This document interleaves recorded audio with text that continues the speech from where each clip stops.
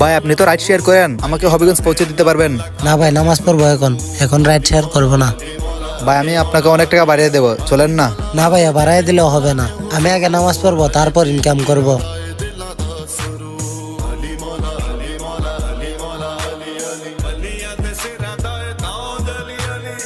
হে আল্লাহ, তুমি আমাকে সবসময় সৎ পথে চলার তৌফিক দান করে দিও। সবসময় আমাকে বিপদ আপদ থেকে রক্ষা করিও, আমিন। দেখ, ভাল লাগতেছে না, আজকে বাসায় চলে যাবো, আর ইনকাম করবো না। আরে এদিকে তো গাড়িও নাই, কিভাবে যে বাসার যাই। আরে ভাই, আপনি কি রাইড শেয়ার করেন? জি ভাইয়া।